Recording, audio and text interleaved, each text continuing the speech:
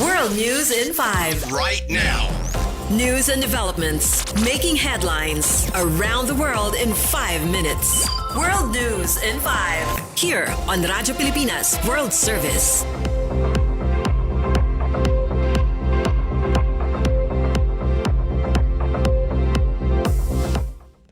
Good day to all of our listeners here on Radyo Pilipinas World Service. This is World News in 5 and I'm your host, Steph Vicente. Officials in the United States are working to preserve a fragile ceasefire with Iran while advancing efforts to reopen the vital Strait of Hormuz, even as the United Arab Emirates reports fresh Iranian missile and drone attacks. Reuters reports Secretary of State Marco Rubio said U.S. operations to escort stranded oil tankers are strictly defensive, stressing there will be no engagement unless American forces are attacked. The waterway has largely been closed since the United States and Israel launched strikes on Iran in late February, disrupting global energy markets. Tehran has effectively blocked the route by threatening mines and attacks, while Washington has responded with naval escorts and a blockade of Iranian ports. U.S. Defense Secretary Pete Hegseth said a safe passage has now been secured, with hundreds of ships preparing to transit the area. Despite ongoing tensions, officials include U.S. Joint Chiefs of Staff Chairperson General Dan Kane and U.S. President Donald Trump say the ceasefire remains intact for now, though it is being closely monitored. In other news overseas, Pope Leo XIV says he will continue preaching the gospel and call for peace, even as he faces criticism from United States President Donald Trump. According to BBC News, the U.S. President recently claimed the Pope supports Iran having nuclear weapons, a statement the Vatican has denied, noting the pontiff instead opposes the U.S. and Israel's war on Iran.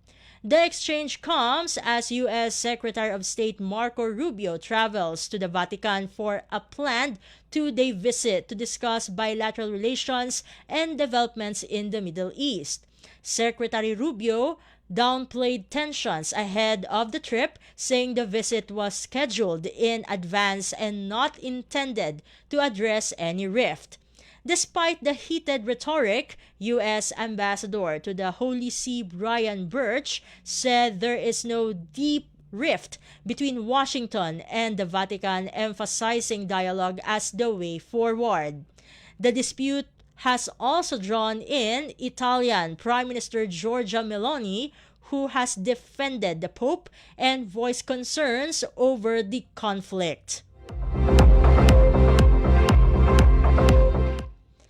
And finally, 3 passengers aboard the cruise ship affected by a hantavirus outbreak are said to be evacuated, according to Cape Verde's health ministry. CNN reports medical teams who boarded the vessel reported that all 3 individuals are in stable condition. Authorities say 2 air ambulances will assist in the evacuation, with one already on standby in the country. The development follows a statement from the World Health Organization indicating that limited human-to-human transmission may have occurred among those on board, where 3 people have died and several others have become ill. WHO officials emphasize that any possible transmission likely involved close personal contact and does not resemble the spread of viruses like flu or COVID-19. Meanwhile, nearly 150 passengers, including 17 Americans, remain stranded on the MV Hondius off the coast of Praia, though health experts maintain the overall risk to the public remains low. And that concludes today's edition of World News in 5. For Radyo Pilipinas World Service, This has been Steph Vicente. Good day and stay safe, everyone. World News in 5. Right now. News and developments making headlines around the world in 5 minutes. World News in 5. Here on Radyo Pilipinas World Service.